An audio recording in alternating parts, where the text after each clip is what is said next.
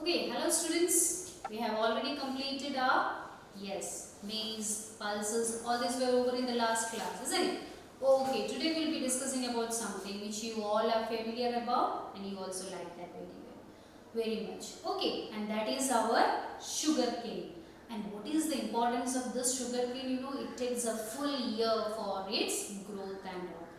Now, coming to the sugar cane, we can see that this sugar cane is a tropical as well as subtropical crop. What do you mean by that? Yes, it grows well in the tropical as well as in the subtropical regions. Okay, now what about the climatic conditions? Yes, it grows well in hot and humid climate.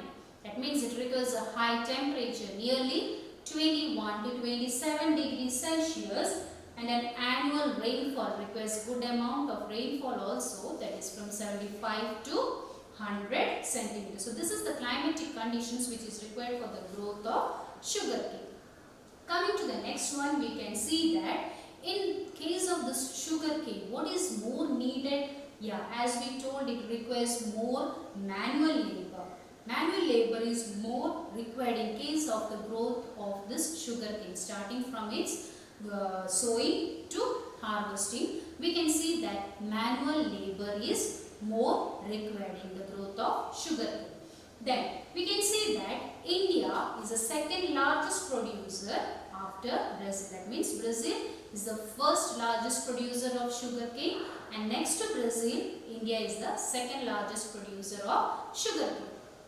And what are the things that we can make out of this sugar cane? Yes, that is, we can make sugar, then jaggery, khandasari, and also we can make molasses also. Okay, as we all say, this kalkand and all, that is what we say. Okay, so all these are the things which we can make out of our sugar cane, and you all like that. Then, coming to the next, that is, which are the important states which are leading producers of this sugar cane. Mainly we can see Uttar Pradesh, Maharashtra, Karnataka, Tamil Nadu, Andhra Pradesh. In major part of all these regions, we can find the growth of sugar cane. So sugar cane is also, we know, it is a plantation crop, and mainly it is grown for selling purposes, and also they are raw materials to many of these industries, just like our sugar industry and all, isn't it? So that is the importance of our sugar cane. Coming to the next one, that is our oil seeds. I had told you earlier itself, we can get oil from many of the seeds. We can see that in India, approximately 12% of the total crop area is under the cultivation of this oil seeds. And at the same time, what are the main oil seeds which are produced in India? Yes, we are having groundnut, mustard, coconut, then sesame or till, then soya bean. All these are examples of our oil seeds. Then, and what about these oil seeds? We can see that most of these oil seeds, they are edible. That means we can use for consumption purposes. Same way, most of these oil that which we see in India, the people in different parts of the world, India, they make use of this oil for consumption. In Kerala, we may be using coconut oil. If you go to the northern parts, they may be using mustard oil, soya bean oil, then at the same time sunflower oil. All these types of oils are used for consumption purposes also. That is what we say, most of these are edible also. Then coming to the next one, we can see that these are also used as raw materials. Oh, yes, our oil seeds, they are also used as raw materials. Now what? Yeah, you might have seen in the ad and all, that means coconut oil is used in the making of soap, cosmetics, etc. Yes, so these oil seeds, we can see that they are also made used in some of the industries, just like our they are made use as raw materials in manufacturing soap, cosmetics as well as ointments also. So these are some of the important things related to our oil. Now when we talk about different types of this oil seeds, we can see that in India is groundnut. Okay, groundnut, it is a kharif crop. Now we had talked about our rabi and kharif crops. So this groundnut, it is a kharif crop, and India, it accounts for about half of the major oil seeds. Okay, it is groundnut. That's the importance of groundnut. As well as we can also see that linseed, mustard, these are rabi crops. So for your exams, you may get short questions. Okay, so linseed, mustard, they are rabi crops, but groundnut, it is a kharif crop.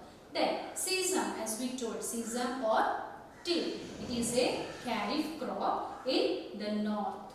Okay, that's another one important about sesame. It is a kharif crop in the north, but what happens? It's a rabi crop in southern part of India. Okay, so that is one thing you have to know related to our sesame. Then coming to the castor seed. Castor seed, we can see it is mainly grown both as rabi as well as kharif crop also. So this is some of the peculiar features that we can see about our oil seeds. They may be rabi, they may be kharif crops. Okay, in some part they may be rabi crop, in some other part they may become kharif crops. So that is about our oil seeds. Now we are having our beverage crops. I told you earlier we are having two important beverage crops, that is tea and coffee. When we talk about tea and coffee, we know that both are plantation crops also. Okay, talking about our tea, as I told you, it is a plantation crop, important beverage crop which is produced in India, and this tea, it grows well in tropical and subtropical climatic conditions. Then what it need also? Yes, deep and fertile, well-drained soil. It should be rich in humus and organic matter. So what are the important things we have to know regarding tea? It is a plantation crop. Second, we can see that it is a beverage crop, and the climatic condition when we talk about, it grows well in tropical as well as subtropical climates. It should be having deep and fertile, well-drained soil, and this soil should be rich in humus as well as organic matter also. Then, what about the next thing? We can see in related to our tea is that these tea bushes, what they require? They require a warm and moist-free climate throughout the year. That is one important thing. If you have got such good climatic condition, the quality of the tea will be also very good. Okay, then, and at the same time, as we know, mainly it is labor. The more number of laborers are needed, and that too skilled laborers. That means they should be knowing which leaf to be plucked. Okay, so that is what we say, cheap and skilled labor is required for this. Then, coming to the next one, we can see that this tea, it's plucked and it is processed also within the tea garden, and this is done to restore its freshness. Now if its transportation and is done or it is taken to a far off places after plucking, we can see that they lose their freshness. Okay, and the states I did not tell you, because you all know that mainly Assam's hills of Darjeeling and the West Bengal region and all, we can find the growth of tea plantations. Then the last one we can see is that India is a leading producer as well as exporter of tea in the world. So these are some of the important factors related to our tea. And which is the next beverage crop? Yes, that is our coffee. Coffee is the other important beverage crop that we can see.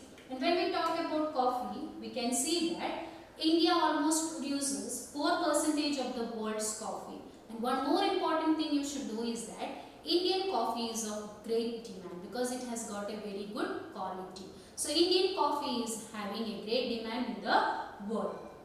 And we can also see that in case of coffee, mainly it is cultivated in India. When we talk about, it is cultivated in the Baba Budan hills. It was that place where it was introduced, and now also we can see it is grown in those regions, and it is mainly confined to the Nilgiri in Karnataka, Kerala and Tamil Nadu.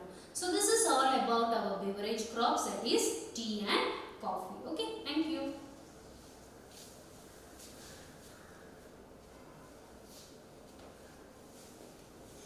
Okay, sir.